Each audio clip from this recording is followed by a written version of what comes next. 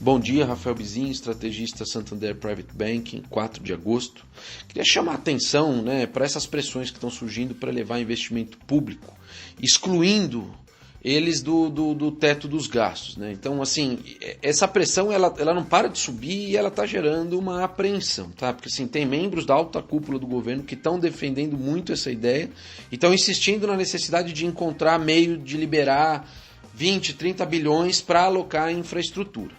Então, assim, se você abrir uma lacuna, um espaço no teto para acomodar isso, pode abrir um precedente muito perigoso, sobretudo se parecer daquelas manobras criativas como a gente tanto vê quando se trata de orçamento. Então, hoje já se fala dessa possibilidade de usar recurso que já foi aprovado esse ano no orçamento de guerra, mas que não foi utilizado, liberando eles depois através de um crédito suplementar. Tem discussão para capitalização de empresa estatal, porque isso não entra no teto, e aí essas empresas fariam investimento na infraestrutura. Tem debate também sobre renovação de licitação, sem que a companhia passe o dinheiro para o governo, pague para o governo, mas já use esse recurso para reinvestir no negócio.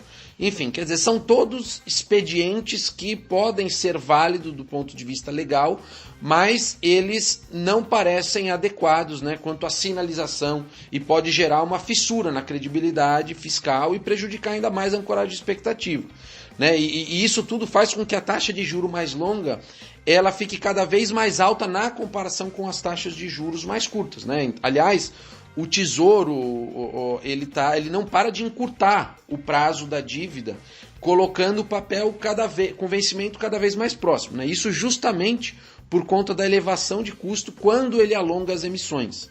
Agora, isso tudo ele cria uma vulnerabilidade porque diante de qualquer choque, o movimento de aversão a risco lá fora, esse perfil de dívida mais curto ele pode trazer problema para a rolagem dessas dívidas no momento em que o mercado está fechado, em que você não consegue encontrar recurso. Então gera esse tipo de suscetibilidade. E assim, mas se o governo quiser efetivamente flexibilizar o teto, ele deveria fazer isso acoplando essa sugestão junto com uma reforma como administrativa, uma reforma assim, que garanta que os gastos obrigatórios vão ser controlados, ou pelo menos o crescimento dos outros gastos obrigatórios vão ser controlados com o passar do tempo. Em especial, quando a gente fala a esse respeito, a gente se refere ao pagamento de folha, funcionalismo, essas coisas todas. É justamente esse peso enorme da máquina pública que tem que entrar no jogo para realocar o dinheiro daí em direção a outras finalidades, que seriam os próprios investimentos em infraestrutura e até para cobrir programa como renda mínima, que é o desejo do Planalto. Inclusive, nessa frente da criação do Renda Brasil, está difícil azeitar logo a criação e uma aceitação, então estão falando em estender o auxílio emergencial até dezembro. O problema é que quando leva esse debate para dentro do Congresso, de extensão, prorrogação, tem também uma pressão para manutenção dos R$600 mensais e não um valor menor.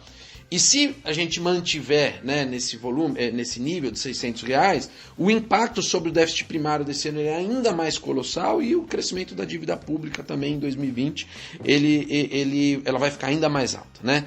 Então, assim, sobre reforma tributária também, o imposto sobre transações aí em estudo pela equipe econômica, ele não para também de gerar polêmica.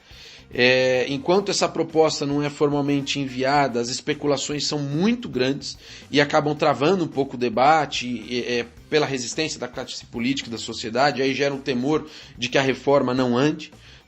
E também tem um monte de dúvidas sobre o desenho desejado aí para imposto de renda, seja a correção de tabela de pessoa física, seja a tributação de dividendos. Então todas essas incertezas fiscais e em relação à reforma tributária, em momentos de piora do humor, isso serve como justificativa para os investidores realizarem lucro, principalmente depois que os ativos já andaram bastante, como aconteceu aí nos últimos tempos. Tá? No exterior, as bolsas ontem tiveram um desempenho bom, diferente do Ibovespa, que ficou de lado.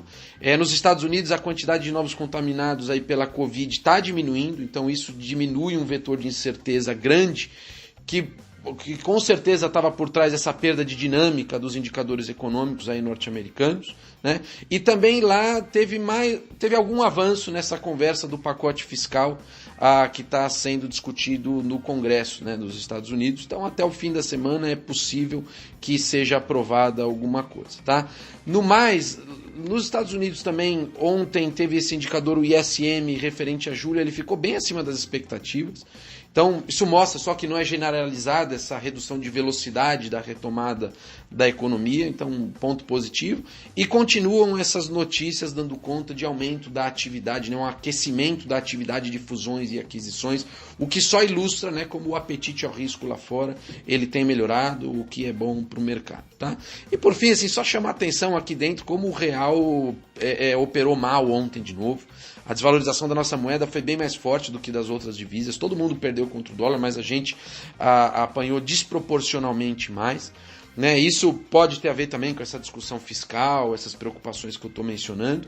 E também tem aquela tensão pré-Copom, né? Lembrando que amanhã encerra a reunião de política monetária do BC e eles podem reduzir a Selic, né? E quando isso acontece, o passado recente mostra que o câmbio fica ainda mais desancorado e sofre esses solavancos. Então vamos ver, difícil afirmar o que causou o movimento de ontem, porque a gente sabe que a volatilidade está muito alta e também não convém querer buscar explicação todos os dias. Eu fico por aqui, bom dia a todos.